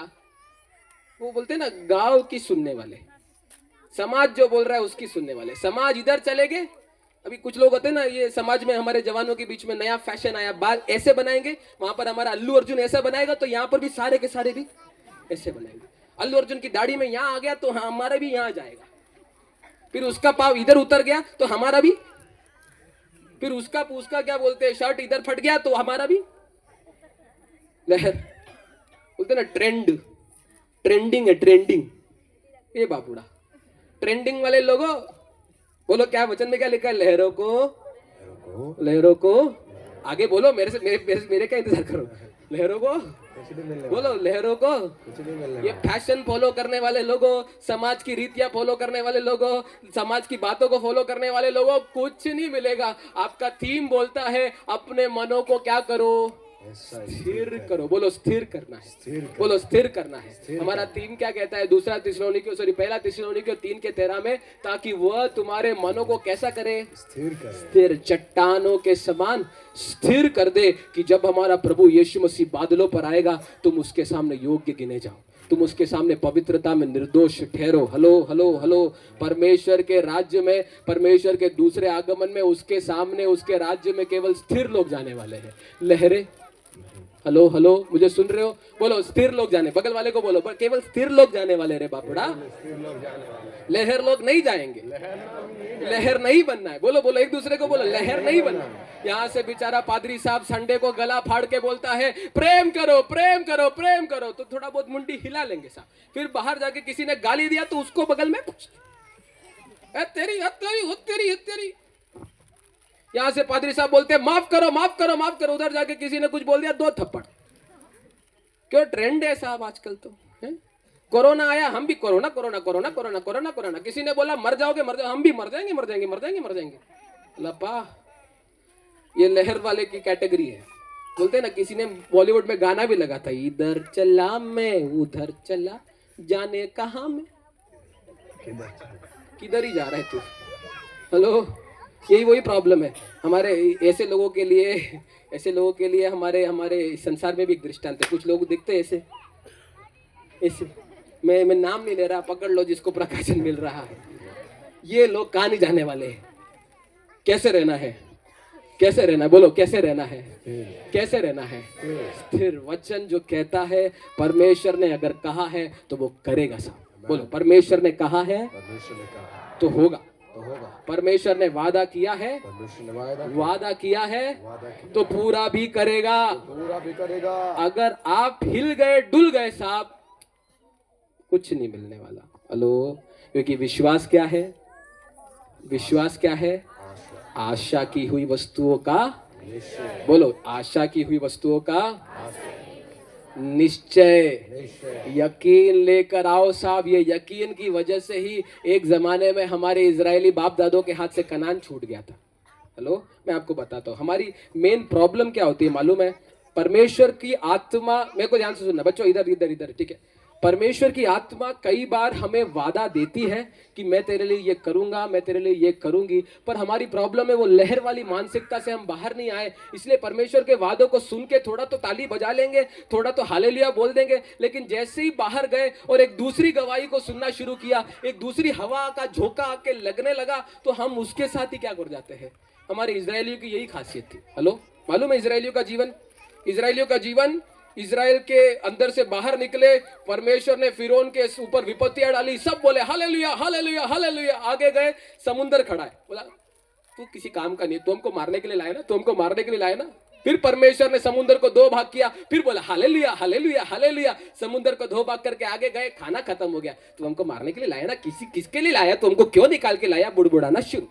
फिर परमेश्वर ने आकाश को खोल के मन्ना गिराया, तब फिर से बोले हालेलुया हालेलुया हालेलुया। फिर आगे गए, पानी खत्म हो गया साहब, तो फिर बोलने लगे मूसा तुमको किसके लिए लाया है, तुमको मार डालने के लिए लाया है क्या, हमको आना ही नहीं चाहिए था, तेरे पीछे आना ही नहीं चाहिए था, क्यों आए हम, ये भलाना डिमकाना। फिर परमेश्वर ने चट्टान से पानी निकाला, तो फिर बोला हालेलुया हालेलुया हालेलुया। ये देख रहे हो, ये कौन, इनको देख के लग रहा है ये स्थिर लोग हैं। कैसे लोग हैं बेटा, ये कैसे लोग हैं बेटा। वो इधर चला मैं, हाँ नहीं ये गाना मत सीख, ये प्रभु बाहर जाके बोले कि पादरी साहब फिल्मों के गाने सिखा रहे। नहीं भाई साहब, मैं बस एक उदाहरण समझाने के लिए बोल रहा हूँ, दिमाग में घुस रहा है। ये माहौल के अनुसार स्तुति करने वाले लोगों, तुम ऐसे ही रह जाओगे। यहाँ से परमेश्वर से एक चिन्ह देखा, चमत्कार देखा, बहुत तालियां बज गई, आंसू निकल गए, बोले परमेश्वर मैं तेरे पीछे चलूंगा। बाहर निकले, आके किसी ने बोला चल दारू पी के आते, चल भाई चलते। हमारे कई बच्चों की कहानी मैं जानता हूं, मेरे को परमेश्वर आत्मा में बता रहा है, यूथ कैंप के दिनों में कईयों ने बहुत समर्पण किए थे, लेकिन अभी मैं देख रहा हूं तो मुझे कोई दूसरी गवाही सुनने को मिल रही है। यूथ कैंप के दिनों में पवित्र आत्मा का दान पाया, मन फिर आया, परमेश्वर ने बड़े आश्चर्य कर्मों को किया, भविष्यवाणियों को दिया, कईयों ने आंसू बहाए, रोए, परमेश्वर की उपस्थिति में समर्पित किया, बोला मैं प्रभु यीशु तेरे लिए जीऊंगा, मैं अपना सब कुछ देता हूं। बाहर जाके किसी का फोन आया, फिर चला गया उसके साथ, उसकी आत्मा जीतने के लिए। हेलो, लहर बनना बंद करो साहब, लहर बनना बंद करो। वचन कहता है ऐसे लोग ऐसा ना समझे कि उनको परमेश्वर से कुछ भी बोलो कुछ भी मिलेगा। मतलब कुछ मिलेगा, बोलो कुछ मिलेगा, कुछ नहीं, बोलो कुछ नहीं मिलने वाला। किनको नहीं मिलने वाला, परमेश्वर की उपस्थिति से पाने वाले लोग कौन है मालूम है? वो चट्टान के समान खड़े रहते हैं। यहाँ से हवा का झोंका आया, हवा छोड़ो, सुनामी आके लगी, आंधी आई, तूफान आया, लहरें टकराई, इस घर को कुछ नहीं होता है साहब, ये वैसा का वैसा खड़ा रहता है। परमेश्वर बोलता है मैं इसको सब कुछ दूंगा बिना उलाहना किए। हेलो हेलो हेलो, मैं आपको अभी बाबू वाले गिनती की किताब में जाते हैं। गिनती की किताब, इसको पढ़ के हम जल्दी से हमारे संदेश को समाप्त करेंगे। गिनती की किताब उसका 13वां अध्याय, जल्दी से जाइए। गिनती की किताब उसका 13वां अध्याय, उसकी 27वीं आयत पढ़ निकाल दीजिए। पढ़ने से पहले मैं आपको उसकी पृष्ठभूमि थोड़ा समझा देता हूँ। पूरी कहानी समझाने का टाइम नहीं है, इसलिए मैं संक्षिप्त में आपको समझाएगा। गिनती की किताब उसका 13वां अध्याय, गिनती की किताब उसका 13वां अध्याय, उसकी 27वीं आयत 27। निकाल दिया सबने? निकाल दिया तो बोलो हालेलुया। हालेलुया। सबने निकाल, बाइबल तो लाए हो, बाइबल जो नहीं लाए वो भी बोल रहे हैं हालेलुया। चलो कोई बात नहीं। तो होता क्या है, हमारे इजरायली लोग कहाँ जा रहे हैं? हमारे इजरायली लोग कहाँ जा रहे हैं? मेरे साथ रहो, मेरे साथ रहो। अब बाइबल निकाल दिया ना, अब यहाँ देखो। हमारे इजरायली लोग कहाँ जा रहे हैं बहन जी? कहाँ जा रहे हैं? कनान की तरफ। क्यों जा रहे हैं? क्यों जा रहे हैं? परमेश्वर ने वादा किया है। क्या किया है? वादा किया। क्या वादा किया है? कि मैं तुम्हें कनान दूंगा। बोलो दूंगा। परमेश्वर का वादा मिला है उनको अब उस वादा पे आशा आ चुकी है। वो उस आशा को पाने के लिए क्या कर रहे हैं? जा रहे हैं। किसकी तरफ जा रहे हैं? कनान की तरफ जा चुके हैं। कनान के किनारे पे आ चुके हैं। कहाँ आ चुके हैं? कनान के। मतलब अभी एक स्टेप और आगे लिया और क्या आ गया है? क्या आ गया है? तो मूसा ने बोला कनान तो आ गया है, एक काम करते हैं, हम अपने बीच में से पहले किसको भेजते हैं? 12 भेदियों को भेजते हैं, या फिर 12 जासूसों को भेजते हैं। किसको भेजते हैं? 12 जासूस। बोलो क्या, किसको भेजते हैं? अरे मेरे पीछे बोलो, किसको भेजते हैं? क्योंकि उस समय में कनान में ऐसा थोड़ी था खाली पड़ा था, कनान में ऑलरेडी बहुत सारे लोग रह रहे थे। तो मूसा ने बोला प्रैक्टिकल सा, उसमें कोई गड़बड़ बात नहीं है, वो तो यहोशू ने भी किया था। मूसा ने कहा कि यार एक बार हम सब भीड़ की भीड़ अंदर जाने से पहले हमारे 12 जासूसों को भेज के देखते हैं, वो थोड़ा वो नगर देख के आए और देख के आके बताए कि हम घुस सकते हैं या नहीं। तो मूसा ने भेजा किसको? 12 जासूसों को। 12 के 12 जासूस गए और पूरा नगर देख लिया। क्या देख लिया? कौन सा नगर? पई देखा उन्होंने? नहीं ना। कौन सा देश देखा उन्होंने? कनान का देश देखा। ये सब वापस आ गए हैं। क्या हो गया? ये सब क्या हो गए? 12 जासूस क्या हो गए हैं? वो सब देख के वापस आए हैं। अब देख के वापस आने के बाद क्या रिपोर्ट है उनका, वो देखने वाले। क्या देखने वाले हैं? क्या रिपोर्ट है? पढ़िए अब 27वीं आयत से पढ़ो, जल्दी पढ़ो। उन्होंने मूसा से यह कहकर वर्णन किया। उन्होंने मूसा से यह कह के वर्णन किया, जिस देश में तूने हमको भेजा था उसमें हम गए। उसमें सचमुच दूध और मधु की धाराएं बहती है। और उसकी उपज में से यही है। परंतु उस देश के निवासी बलवान हैं। और उसके नगर गढ़ वाले हैं और बहुत बड़े हैं। फिर हमने वहाँ अनाक वंशियों को भी देखा। दक्षिण देश में अमालेकी बसे हुए हैं और पहाड़ी देश में हिती, युबीसी और अमोरी रहते हैं। और समुद्र के किनारे और यर्दन नदी के तट पर कनानी बसे हुए हैं। अभी देखो, सुनो 12 को भेजा। कितनों को भेजा? 12। कहाँ भेजा? कनान। वो देश में जिसका क्या किया गया है? जिसका क्या किया गया? वादा किया गया है कि परमेश्वर इजरायलियों को वो देश देगा। 12 गए, इसमें से 10 आके बोलते हैं कि भाई साहब मूसा, आपने जिस देश में हमें भेजा है तो माल सही, दूध और मधु की धाराएं जैसे आपने बोली, वचन में लिखा है वैसा का वैसा है, पर उधर रहने वाले लोग क्या है? क्या है? बहुत बलवान है, खतरनाक लोग हैं साहब, गला काट डालेंगे, हमको मार डालेंगे, हम उनके सामने टिकने नहीं वाले, फलाना डिमकाना करके। कौन लोग बोलने लगे? कौन लोग बोलने लगे?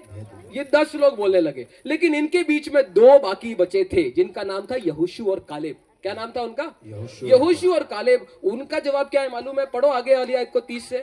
पर कालेब ने मूसा के सामने प्रजा के लोगों को चुप कराने के विचार से कहा, हम अभी चढ़ के उस देश को अपना कर ले, क्योंकि निसंदेह हम में ऐसा करने की शक्ति है। एक बात मैं आपसे पूछूं, इन दोनों ने 2 अलग अलग देश देखे थे क्या? नहीं। हेलो, ये 12 लोगों ने 2 अलग अलग देश देखे थे? तो 10 लोग आके बोलते हैं नहीं जा सकते, और ये अकेला बंदा और यहोशू मिलके बोलते हैं भाइयों तुम टेंशन मत लो, ये देश हम निश्चय क्या कर सकते हैं? जीत सकते हैं, निसंदेह, यानी बिना किसी संदेह के। ये एक बंदा बोलता है हम क्या कर सकते हैं? जीत सकते हैं। पर लोग क्या बोलते हैं? आगे वाले लोगों की बातें पढ़ो। पर जो पुरुष उसके संग गए थे, उन्होंने कहा, उन लोगों पर चढ़ने की शक्ति हम में नहीं है, क्योंकि वे हमसे बलवान हैं। हाँ और उन्होंने इजरायलियों के सामने उस देश की जिसका भेद उन्होंने लिया था यह कहकर निंदा भी की, हाँ। वह देश जिसका भेद लेने को हम गए थे हाँ। ऐसा है जो अपने निवासियों को निगल जाता है। हाँ। और जितने पुरुष हमने उसमें देखे वे सब के सब बड़े डील डोल के हैं। हाँ। फिर हमने वहाँ नपीलों को अर्थात नपीली जातियों वाले अनाक वंशियों को देखा। हाँ। और हम अपनी दृष्टि में उनके सामने टिड्डी के समान दिखाई पड़ते थे और ऐसे ही उनकी दृष्टि में मालूम पड़ते थे। यहाँ से काले बोल रहा है, भाई लोगों टेंशन मत लो, आज ही हम उसको कब्जा कर लेते हैं। ये देश परमेश्वर ने हमें दे दिया है, उन पर कब्जा करने की शक्ति हम में है। तो बाकी सारे लोग बोलते पागल है क्या तू? क्या बोलते? पागल है? वो देश देखा नहीं क्या तूने? उस देश में घुसने की शक्ति हम में नहीं है। वहां पर ऐसे बड़े बड़े मसल वाले लोग बैठे हैं, सिक्स पैक वाले, डोले शोले वाले, वो तो हमको कच्चा निकल जाएंगे। वहां पर ऐसा ही बोला है, वहां पर वो अपने देशियों को, अपने निवासियों को क्या कर जाते हैं? निकल जाते। वो हमें कच्चा खा जाएंगे। उनका तो साइज ही इतना बड़ा है कि हम उनके सामने कैसे दिखाई देते हैं? टिड्डी के समान। ये सब कौन बोल रहे हैं? 10 वाले लोग। लेकिन यहाँ पर दूसरा हमारा कालेब है, उसकी बातें सुननी है, बड़ी मजेदार बातें बोलता है। पढ़िए 7 से पढ़ो, 14 का 6 से पढ़ो। और नून का पुत्र यहोशू और नपुन्ने का पुत्र कालेब जो देश के भेद लेने वालों में से थे, अपने अपने वस्त्र फाड़ कर इजराइल की सारी मंडली से कहने लगे, हाँ। जिस देश का भेद लेने को हम इधर उधर घूम कर आए, हाँ। वह अत्यंत उत्तम देश है। अत्यंत उत्तम देश है। हाँ। यदि यहोवा हमसे प्रसन्न हो, हाँ। तो हमको उस देश में जिसमें दूध और मधु की धाराएं बहती है पहुंचा कर उसे हमें दे देगा। हाँ। केवल इतना करो कि तुम यहोवा के विरुद्ध बलवा ना करो और ना उस देश के लोगों से डरो, हाँ। क्योंकि वे हमारी रोटी ठहरेंगे। वे हमारी रोटी ठहरेंगे। हाँ। छाया उनके ऊपर से हट गई, छाया उनके ऊपर से हट गई है। और यहोवा हमारे संग है। यहोवा हमारे संग है, उनसे न डरो। उनसे ना डरो। तब सारी मंडली चिल्ला उठी कि इन पर पथराव करें। तब यहोवा का तेज मिलाप वाले तंबू में सब इजराइलियों पर प्रकाशमान हुआ। 10 लोग यहाँ पर बोलते हैं नहीं जा सकते। 2 बंदे खड़े होकर बोलते हैं हम वो हमको नहीं निकलेंगे, उल्टा वो हमारी रोटी बन जाएंगे। उनके ऊपर से छाया हट चुकी है, हम उनको घुस के जीत लेंगे। ऐसा पीटेंगे सांप, ऐसा पीट के चकनाचूर करेंगे कि हम आज ही उसको कब्जा कर सकते हैं। जब यहोशू और कालेब ऐसे विश्वास के कथन कह रहे थे, पता है बाकी लोगों ने सुनकर क्या किया? ये पागल है, इसको पथराव करने की कोशिश करी। क्या करी? पथराव। हेलो, इतिहास पूरा बाइबल पढ़ने का भी हमारे पास समय नहीं है, लेकिन इतिहास गवाह है केवल यहोशू और कालेब ही कनान में प्रवेश कर पाए। ये जितने भी लोग यहाँ पर बुड़बुड़ाने लग गए ना, इनमें से एक को भी परमेश्वर ने घुसने नहीं दिया। मिस्र की बंधुआई से आजाद होकर मरुभूमि को पार कर कर कनान तक पहुंच गए, लेकिन अंदर नहीं घुस पाए। क्यों? वो बोलते हैं ना कि हाथ तो आया पर मुंह नहीं लगा। बोलते हैं ना हाथ पर तो आया पर क्यों नहीं लगा? निश्चय नहीं कर पाए।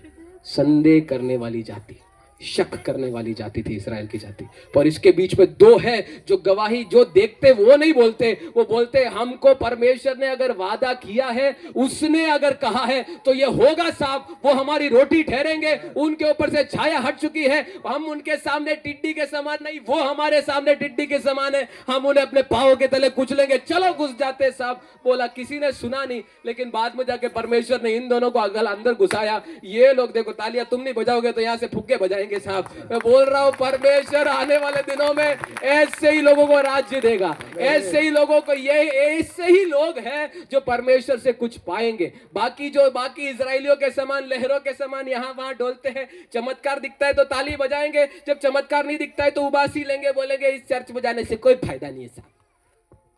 आश्चर्य कर्म दिखा तो बोलेंगे हालेलुया, परमेश्वर हमारे साथ है। दूसरे दिन परमेश्वर का दास बेचारा वचन की सेवकाई करा, कोई आश्चर्य कर्म हुआ नहीं, परमेश्वर हमारे बीच में नहीं है। ऐसे लोगों, ये मत समझो तुम्हें परमेश्वर से कुछ भी बुरा लग रहा है। मुझे माफ करो अगर बुरा लग रहा है, पर बुरा लगवाने के लिए बोला है मैंने। हेलो, ये प्रकाशन अगर आपने पाया नहीं, ये अगर प्रकाशन आपसे पाया नहीं, आप परमेश्वर से कुछ नहीं पा पाओगे। वचन में लिखा है विश्वास करने वाले ही धर्मी ठहराए जाएंगे। हेलो हेलो हेलो, क्या करने वाले धर्मी ठहराए जाएंगे? ये माहौल को देखकर, अनुभवों को देखकर, हालातों को देखकर यीशु की जय गाकर दूसरे दिन पलटी मार के यीशु कौन मैं कौन बोलने वाले धर्मी नहीं ठहराए जाने वाले। साहब यहाँ पर अभी परमेश्वर की महिमा हो रही है, बड़ा कन्वेंशन हो रहा है, मटन चिकन कट रहा है, सब जय जयकार कर रहे हैं, भीड़ में तो कोई भी बोल देगा जय जय जय। बाहर जाके किसी ने कॉलर पकड़ा, यीशु के पीछे चलेगा तो टांगे तोड़ दूंगा, तब कौन यीशु? मैं तो जानता ही नहीं था, मैं तो भीड़ में यूं ही खड़ा होकर यूं अप्पा। हेलो हेलो, समझ रहे हो मैं क्यों बोल रहा हूं? मैं क्या बोल रहा हूं? संदेह करने वाले लोग परमेश्वर से कुछ नहीं पा सकते। कौन लोग पाएंगे? जो विश्वास भी करते हैं और क्या भी करते हैं, दृढ़ निश्चय में रखते हैं कि अगर उसने वादा किया है तो वो मुझे दे के रहेगा। हेलो हेलो, चाहे हालात ऐसे दिखे भी नहीं तो भी दे के रखेगा। साहब तुम हालातों को देखकर परमेश्वर की जय गाने वाले ना बनो। आज बीमारी होगी लेकिन उसके बावजूद तूने अगर प्रार्थना किया है, मान ले कि तेरी चंगाई भेज दी जा चुकी है, उसको मानकर तू एक बार आराधना करना शुरू तो कर, जय जयकार करना शुरू तो कर, तू अपने शरीर में उसी सामर्थ को बहते हुए देखेगा। हेलो हेलो हेलो, मेरे साथ हो साहब? मैंने कल परमेश्वर के दास केनेथ हैगन की कहानी बताई थी, आपको याद है? परमेश्वर के दास केनेथ हैगन को एक बहुत ही क्या बोलते हैं, मारा बीमारी थी, मतलब मरने की हालत में थे। डॉक्टर ने समय बता दिया 6 महीने तक रहेगा, उसके बाद जिंदा नहीं रहने वाला। उन्होंने डॉक्टर को दिखाया, डॉक्टर ने हाथ खड़े कर दिए, सब ने बोल दिया, यहाँ तक कि उस कलीसिया के पासबान ने भी बोल दिया कि फ्यूनरल की तैयारी कर दो। ये पासबान सही मानने के लिए तैयार नहीं था, छोटा बच्चा था, सेवकाई में कदम नहीं रखा है, लेकिन वो वचन को जैसा दिखता है वैसा लेने के लिए तैयार था। परमेश्वर के वचन में उसने पढ़ा कि प्रभु तेरे कोड़े खाने से मैं चंगा हुआ हूं, तूने अपने वचन को भेजकर मुझे क्या कर दिया है? चंगा किया है। उसने उस वचन को लिया, रोज घोषणा करते, रोज बोलते, रोज अपने उस पहाड़ से, उनका पता नहीं पहाड़, मेरे को बीमारी का नाम याद नहीं आ रहा, शायद कैंसर था या ब्रेन ट्यूमर था, कुछ याद नहीं आ रहा, लेकिन उन्होंने अपने पहाड़, बीमारी रूपी पहाड़ को देखकर रोज बोला, तू मुझ पर कब्जा नहीं कर पाएगा, मैं नहीं मरूंगा, मैं जीवित रहूंगा, परमेश्वर के बड़े बड़े सामर्थ्य के कार्य की महिमा करूंगा। पर अगले दिन देखते शरीर वैसा का वैसा। फिर बोलते मैं नहीं मरूंगा, मैं जीवित रहूंगा, मैं नहीं मरूंगा, मेरे प्रभु यीशु मसीह के कोड़े खाने से मैं चंगा हो गया हूं। शरीर देखे फिर दिन ब दिन क्या होता जा रहा है? पतला होता जा रहा है, पतला होता जा रहा है, पतला होता जा रहा है। 3-4 महीने तक वो लगातार बिना रुके करते रहे। डॉक्टर ने तो हाथ खड़े कर दिए, दवाइयों का तो सहारा नहीं है। अंत में जाके परमेश्वर ने बोला, तू बेटा तू विश्वास करता है ये हो गया? उन्होंने बोला हाँ विश्वास करता हूं। तो बिस्तर पे क्यों पड़ा है? हेलो, वो बिस्तर में पड़े पड़े क्या करते थे? रोज बोलते थे मैं चंगा हूं, मैं चंगा हूं, मैं चंगा हूं, मैं चंगा हूं। परमेश्वर ने बोला तू इतना विश्वास करता है तो बिस्तर पे क्यों पड़ा है? खड़ा हो जा। उन्होंने एक पांव नीचे रखा, कैसे ना कैसे हाथ से पकड़ के नीचे रखा, ताकत नहीं था। दूसरा पांव पकड़ के हाथ से पकड़ के नीचे रखा, ताकत नहीं था। खड़े हुए, कमजोरी बहुत ज्यादा, और वचन वो उनके जीवनी में ऐसा लिखा है, ऐसा लग रहा है कि पूरी सुई चुभ रही है उनके शरीर में, बहुत भयंकर दर्द हो रहा है, पर वो उसको ध्यान नहीं देते। वो बोलना शुरू करते, प्रभु यीशु के कोड़े खाने से मैं चंगा हो गया हूँ, कोड़े खाने से मैं चंगा हो गया। 1 घंटे तक कमरे में ये बोल के चलते फिरते रहे। 1 घंटे के अंदर अंदर परमेश्वर ने उन्हें पूरी रीति से चंगा कर दिया। परमेश्वर ने उन्हें दीर्घायु से तृप्त किया। दीर्घायु में जाकर उन्होंने वो बीमारी तो पूरी की पूरी चली गई, और अंत में जाके वो आज परमेश्वर के बहुत बड़ी कलीसिया के सेवक, मतलब अगुए बन चुके हैं। हेलो हेलो, वचन में दिख रहा है ना? आपका शरीर, मैं आपको बोलना चाहता हूं, जब आप विश्वास करना शुरू करेंगे ना, आपका शरीर आपके विरुद्ध में गवाही देगा, समाज आपके विश्वास के विरुद्ध में गवाही देगा। मैं आपको एक और कहानी बताता हूं बाइबल के अंदर से। याईर ने यीशु मसीह को बुलाया कि मेरे घर पे आ और मेरी बेटी चंगी हो जाएगी। याईर के अंदर आशा था, निश्चय था। यीशु मसीह उसके साथ जा भी रहा था, ठीक है। आधे रास्ते में पहुंचा है, किसी ने आकर एक खबर सुनाया, एक गवाही सुनने को आई। क्या गवाही सुनने को आई? तेरी बेटी मर चुकी है, अपने स्वामी को दुख ना दे। ये बात यीशु ने सुन ली। यीशु ने बोला, उसको बोला, अभी हम जैसे लोग होते तो उधर ही हट यार, खत्म, विश्वास करने का क्या फायदा हुआ, यीशु के पीछे चलने का क्या फायदा हुआ। यीशु मसीह ने बोला केवल विश्वास रखो। यीशु मसीह ने क्या बोला? केवल विश्वास रखो। यीशु मसीह फिर उसको लेके गया, घर पे गया। घर पे पहुंचते ही मातम का माहौल, यहूदी प्रथा में जब एक व्यक्ति के घर में किसी की मृत्यु हो जाती है तो प्रथा कहती है कि वहां पर उनको ये बांसुरी वगैरह बजाने वालों को बुलाना पड़ेगा, रोने वालों को बुलाना पड़ेगा, और वो सब मिलकर क्या करेंगे, रोएंगे। और वहां पर जैसे ही याईर के घर के करीब पहुंचते जा रहे हैं, रोने वालों की आवाज कानों में पड़ती जा रही है, कई लोग रो रहे हैं, वहां पर से बांसुरियां बज रही है जो एक मातम के घर में बनाया जाता है, कई लोग चिल्लाए जा रहे हैं, फरीसी भी उधर खड़े हुए हैं अपना पूजा पाठ करने के लिए, जल्दी से अपने वो अंतिम विधि करने के लिए बैठे हैं, वो याईर का इंतजार कर रहे कि याईर आएगा और अंतिम विधि, अंतिम संस्कार की विधि में हम बढ़ेंगे। यीशु मसीह आता है, वचन में लिखा है यीशु मसीह ने उनको अनसुना किया। क्या किया, बोलो क्या किया? जो दिख रहा है, जो सुनाई दे रहा है, वो आशा के विरुद्ध है, तो क्या करना पड़ेगा? हेलो, बोलो क्या करना पड़ेगा? आपने जो प्रभु यीशु मसीह से आशा किया, मैं आपको बोल रहा हूं, वचन में किसी एक गीतकार ने कहा है, विश्वास परखा जाएगा साहब। अगर आपका विश्वास है, आप बोलते हो प्रभु यीशु मसीह मुझे उद्धार देने वाला है, मेरे पापों को क्षमा करने वाला है, मैं मरे हुए में से जी उठूंगा, मैं प्रभु यीशु मसीह के साथ बादलों पे उठा लिया जाऊंगा, मेरी बीमारियों का चंगाई मेरे को परमेश्वर देगा, मेरे घर के हालातों को परमेश्वर बदलेगा, आप ये आशा करने वाले हो, मैं बोल रहा हूं इंतजार करो, आने वाले दिनों में इस आशा के विरुद्ध में गवाही या तो समाज से आएगी, या आपके शरीर से आएगी, या आपके खुद के परिवार से आएंगे।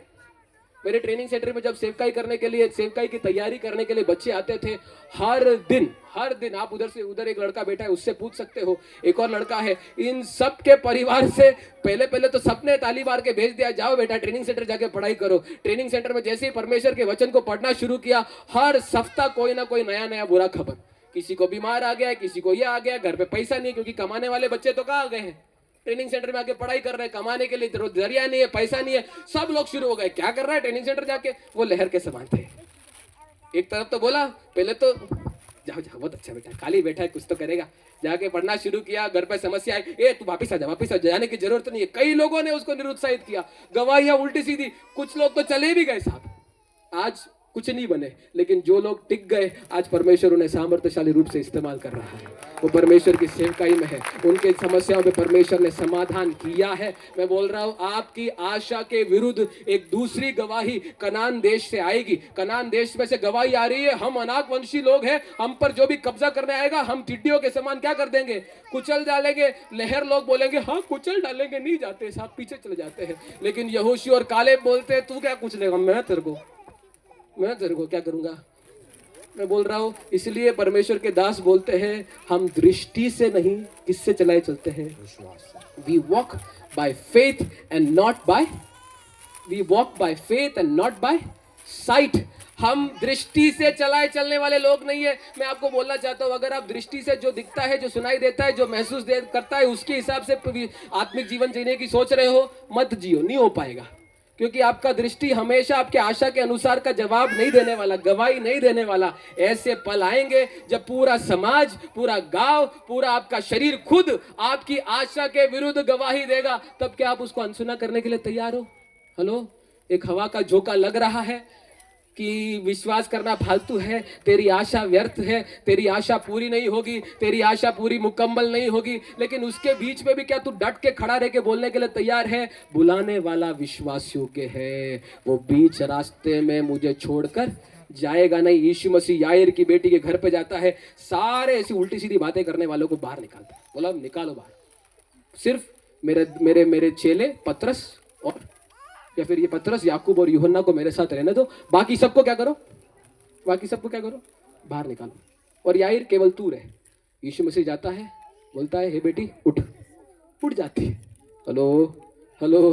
हेलो, हमारे जीवन में से भी ऐसी गलत गवाही देने वाले लोगों को, आवाजों को आपको चुप कराने की जरूरत है। करा सकते हो तो परमेश्वर से कुछ पाओगे साहब, क्योंकि विश्वास का जीवन आसान जीवन नहीं है, लेकिन जो उसको जीते हैं वो परमेश्वर की महिमा को भी देखते हैं। वचन में लिखा है, जो विश्वास करता है वो परमेश्वर की महिमा को आप विश्वास करते हो, आशा है, निश्चय भी है। बोलो मैं महिमा देखूंगा। अरे जोर से बोलो, मैं महिमा देखूंगा। मैं अपनी कलीसिया में महिमा देखूंगा, मैं अपने सेवकाई में महिमा देखूंगा, मैं अपने जीवन में परमेश्वर की महिमा के कार्यों को देखूंगा। और भी था, लेकिन अभी के लिए आपको ब्रेक देते छोटा सा, जल्दी से हमारी आंखों को हम बंद करें, परमेश्वर की उपस्थिति में अपने आप को समर्पित करें। जो मिला वचन है उस पर जरा थोड़ा हम ध्यान करें। पिछले दिनों में क्या हमारा जीवन स्थिरतापूर्ण जीवन था, जैसे हमारा थीम भी आज कहता है? क्या हमारे मन स्थिर है? अगर नहीं तो शायद हमारे मन लहरों के समान यहाँ वहाँ डोल रहे हैं। कभी बीमारी आ गई तो चिंता में पड़ जाते हैं, तंगी आ गई, आर्थिक तंगी आ गई तो चिंता में पड़ जाते हैं, समस्याएं आई तो बीमारी में तमाम प्रकार की व्याकुलता में पड़ जाते हैं। अगर हम ऐसे लोग हैं, परमेश्वर का आत्मा आज आपसे बोल रहा है, बेटा स्थिर हो जा, बेटी स्थिर हो जा, अपने विश्वास में दृढ़ हो जा। उस मकान के समान जिसकी नींव चट्टान पर बनी है, ऐसे मकान के समान जो बनेगा वो ही लहरों और आंधियों के सामने दृढ़ खड़े रह पाएंगे और आने वाले दिनों में अपने प्रभु यीशु मसीह के आगमन में उसके साथ उठा लिए जाएंगे। लेकिन जो डामाडोल होने वाले विश्वासी मुझे सुन रहे हैं, मैं बोल रहा हूं, प्लीज कृपया करके अपने इस डामाडोल के जीवन से बाहर आ, अपने इस लहरपन के जीवन से बाहर आ, स्थिरता को ग्रहण कर, वचन को स्वीकार कर, वचन में अपनी जड़ों को लगा, आशा करना शुरू कर, उन आशा की बातों पर निश्चय करना शुरू कर और परमेश्वर की महिमा को तू आने वाले दिनों में अपनी आंखों से देखने पाएगा।